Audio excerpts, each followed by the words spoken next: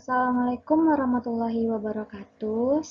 Kita bertemu kembali di pelajaran fisika setiap hari Kamis. Nah, pada hari ini kita akan mempelajari subbab listrik statis, yaitu tentang kapasitor. Sebelumnya, mari kita lihat gambar ini. Nah, pasti Ananda semua sering melihat dua gambar ini.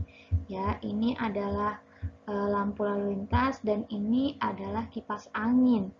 Tapi apa sih hubungannya kipas angin dengan lampu lalu lintas dengan kapasitor? Nah, pada lampu merah ini rangkaian yang dipakai adalah namanya rangkaian pengisian dan pengosongan kapasitor, sehingga lampu merah itu bisa berganti nanti ke lampu kuning dan lampu hijau.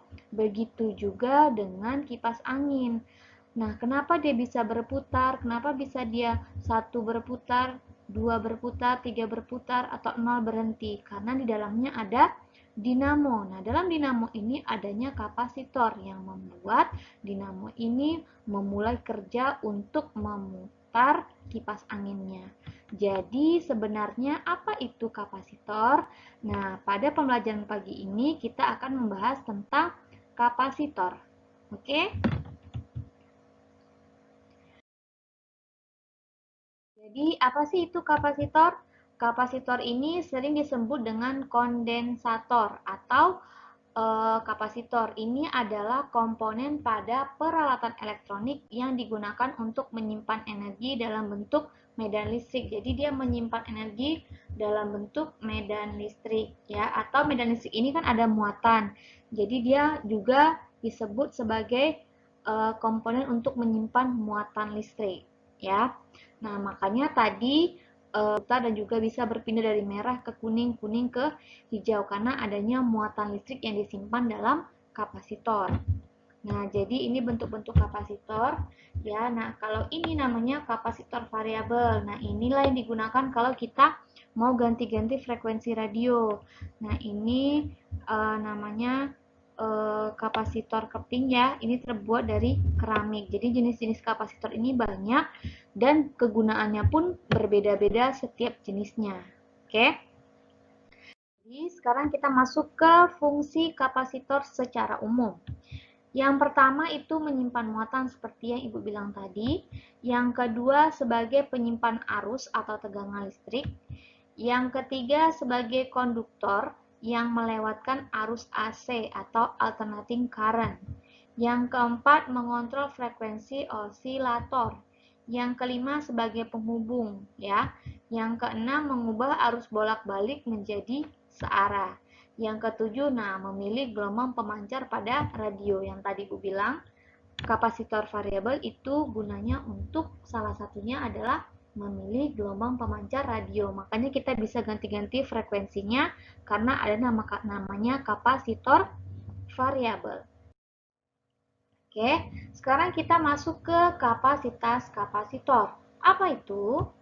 Kapasitas kapasitor ini adalah perbandingan antara muatan setiap keping pada kapasitor dan beda potensialnya.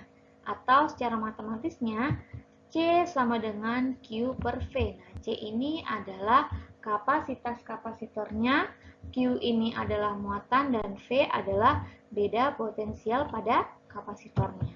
Oke. Nah, kapasitas kapasitor ini dilambangkan dengan satuannya F besar atau farad.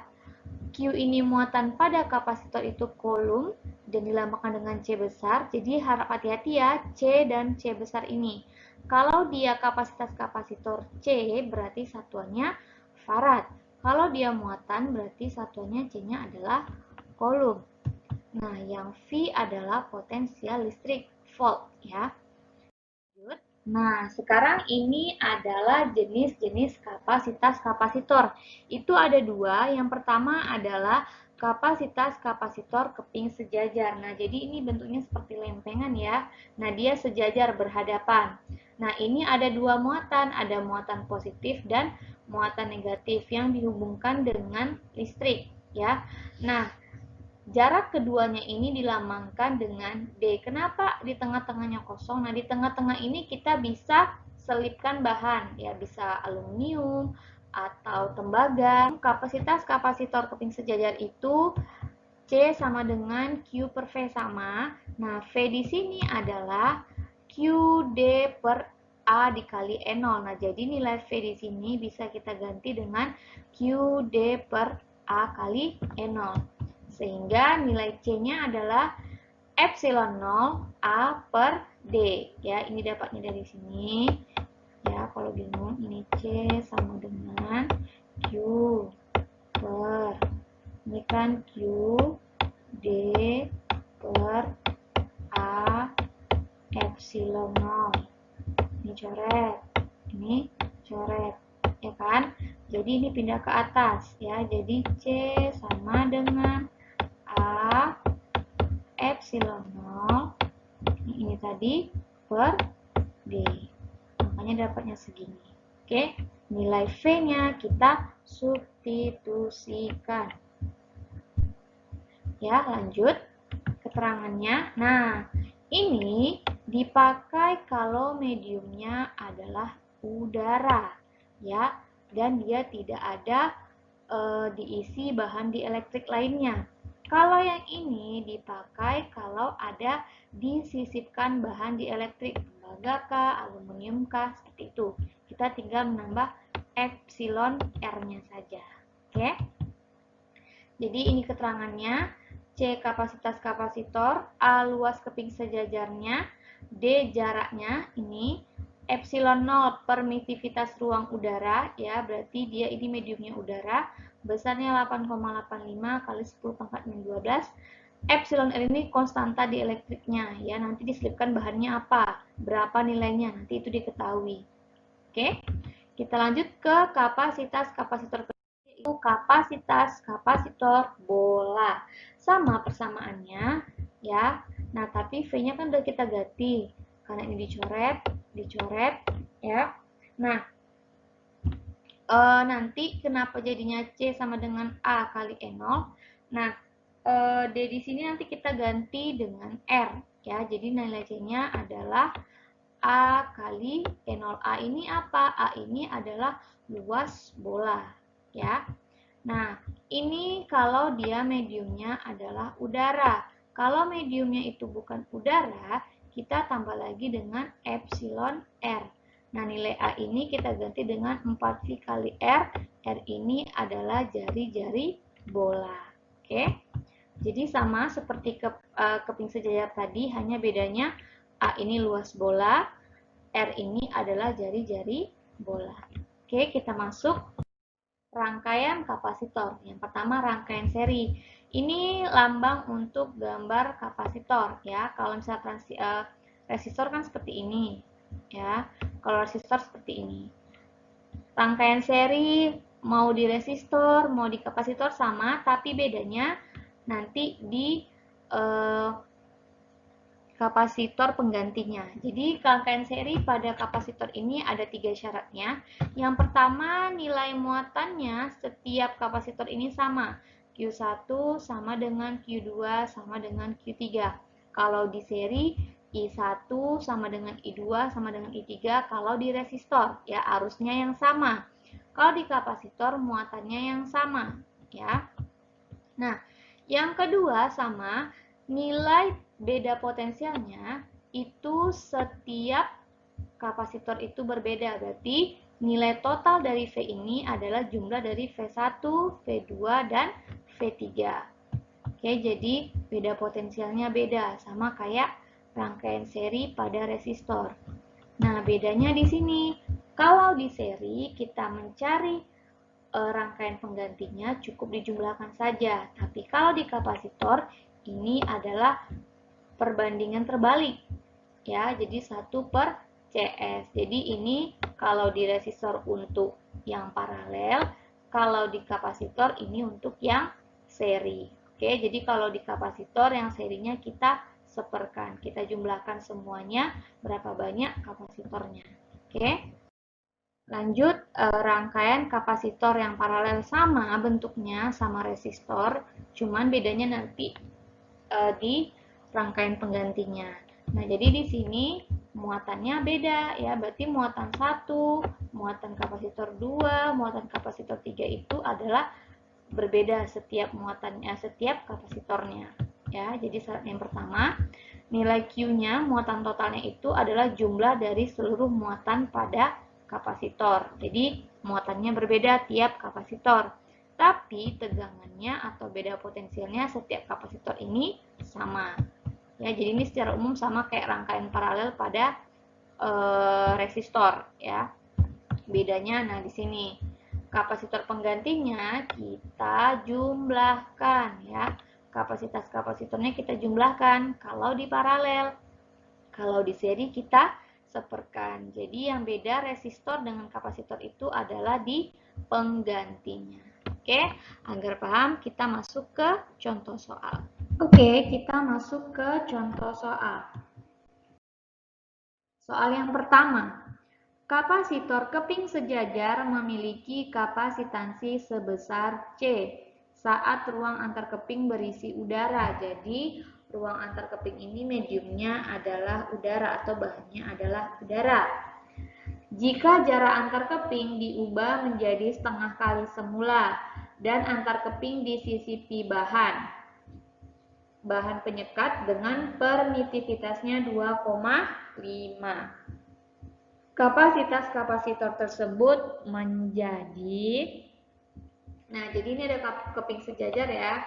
Kalau kita gambar, anggap aja gambarnya keping sejajar seperti ini. Nah ini ada benda.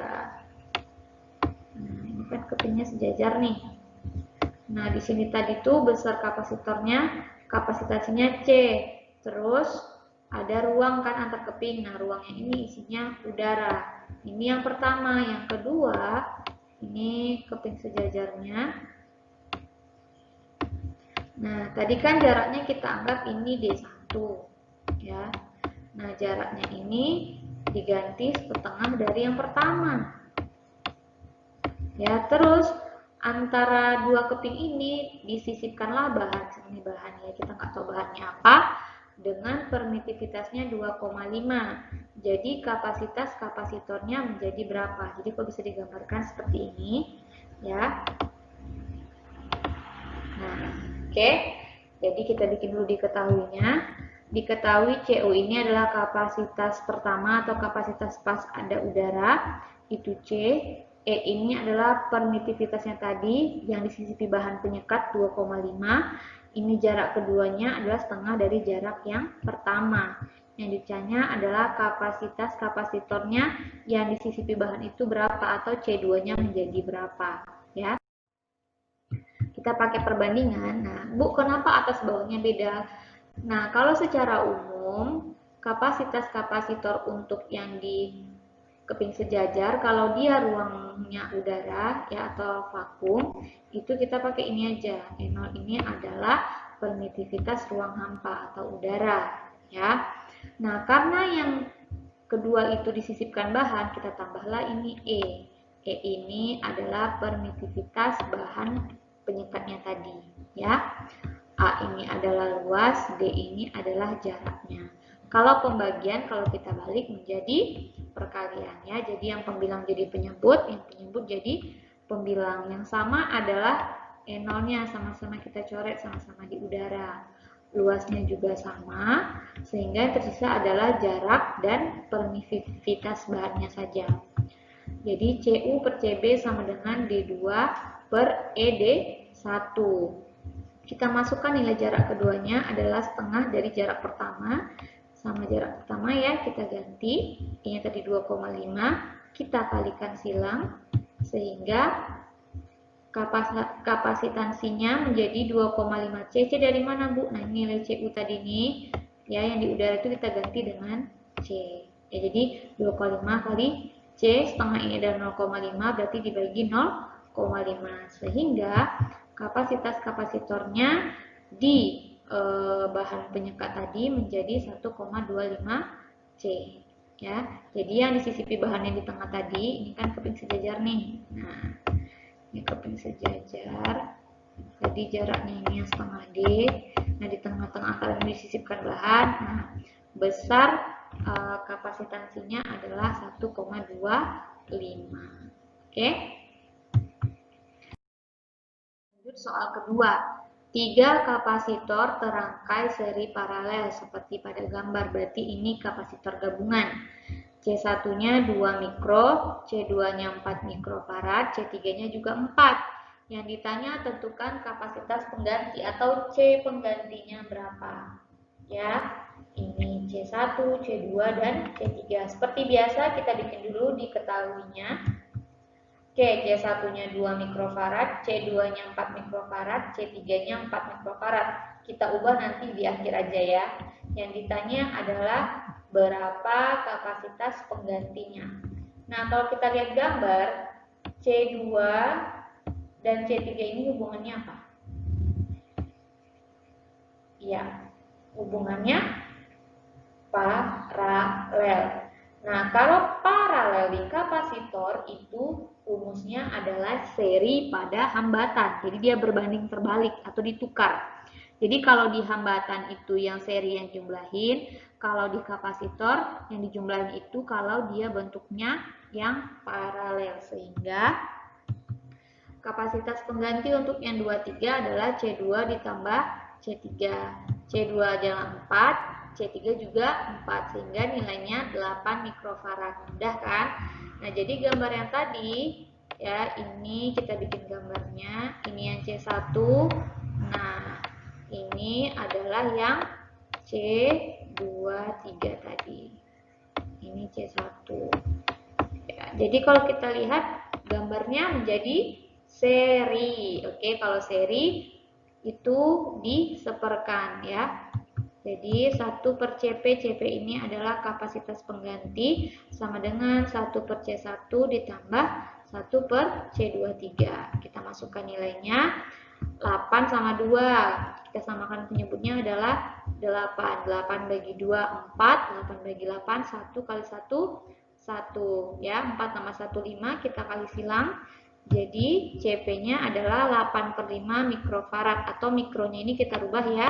Jadi 8 per 5 kali 10 pangkat min 6 farad. Oke, jadi gambar yang ini tadi, yang 2 ini menjadi seperti ini. Nah, inilah CP-nya yang besarnya 8 per 5 kali 10 pangkat min 6 farad. Oke, next soal terakhir. Soal yang terakhir, perhatikan gambar di bawah ini dan hitung muatan serta energi yang tersimpan pada rangkaian kapasitor. Jadi ini ada 5 kapasitor ya. Nah, dihubungkan dengan tegangan 220 volt. Yang ditanya berapa muatannya sama energi pada rangkaian ini. Seperti biasa kita buat dulu apa saja besaran diketahui. Ya, C1-nya 3, C2 6, C3-nya 3, C4 1, C5-nya 5. Tegangannya 220 volt. Yang ditanya pertama adalah muatan, yang B adalah energi. Seperti biasa, cari dulu gambar kapasitor yang bergandengan atau dia tidak sendiri.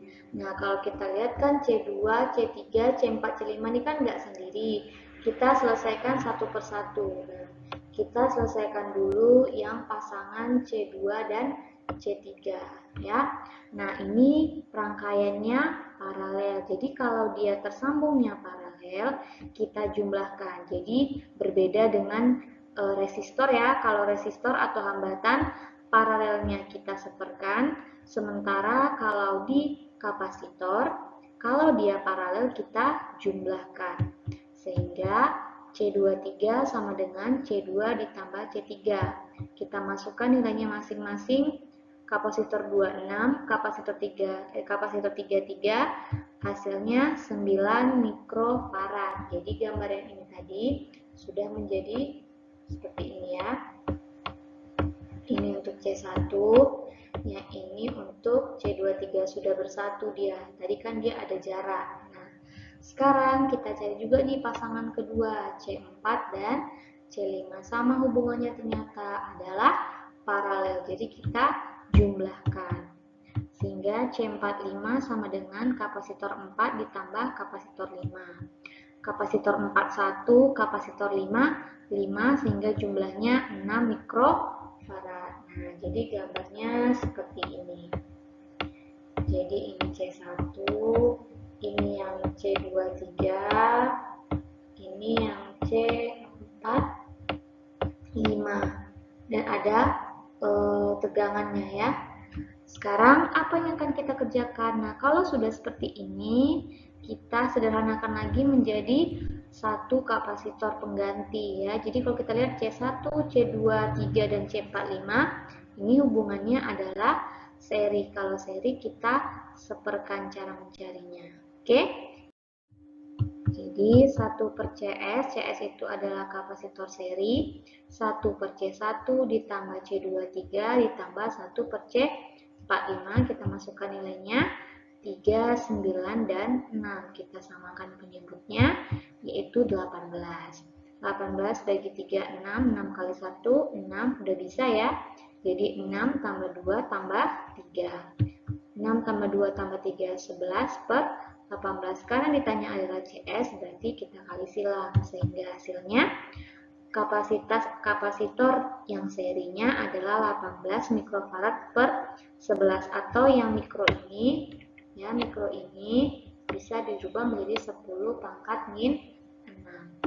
Oke. Nah, kenapa kita harus cari dulu C-nya? Karena hubungan C dengan Q adalah C sama dengan muatan per volt atau muatan per tegangannya, sehingga kalau ditanya muatan, Q sama dengan C kali V. Karena kenapa CS? Karena C totalnya atau seri tadi, karena dia mintanya dalam semua rangkaian ya. Jadi 18 per 11 dikali 10 pangkat min 6, masukkan nilai tegangannya 220 ya, bisa dicoret 220 dengan 11, jadi hasilnya 20. Jadi 20 dikali 18 hasilnya 360 kali 10 pangkat min 6. Ini ada 01 min 6, jadinya min 5. Kalau kita sederhanakan lagi menjadi 3,6 kali 10 pangkat min 4. Oke. Sekarang yang B, energi sama dengan setengah kapasitornya dikali V kuadrat, atau bisa juga kalian pakai setengah Q kali V, sama aja ya. Jadi W sama dengan setengah, C-nya tadi, C yang mana? C totalnya ya, 18 per 11 tadi, tegangannya 220 volt, kita kuadratkan. Yang bisa dicoret, 18 bagi 2 berapa? 9. Jadi 9 per 11 kali 10 pangkat min 6 farad. Setelah dikuadratkan hasilnya segini. 484 bagi 11 adalah 44. Karena ada nolnya 2, jadi 4400. Kita kalikan 44 kali 9. Hasilnya 396. Kenapa 10 pangkat min 4? Karena ini min 6, ini 100. Berarti hilang 2 kan, nolnya tinggal min 4. Atau disederhanakan lagi menjadi 3,96 kali 10 pangkat min 2 joule. Oke. Nah, itu tadi 3 soal tentang materi hari ini. Untuk latihan di rumah, silakan kerjakan soal yang ada di video setelah ini. Oke, silakan dikerjakan latihan soalnya di buku latihannya dan nanti dikirimkan ke Google Classroom-nya. Jangan lupa buat nama, tanggal, diketahuinya beserta soal. Oke, Assalamualaikum warahmatullahi wabarakatuh. Selamat pagi.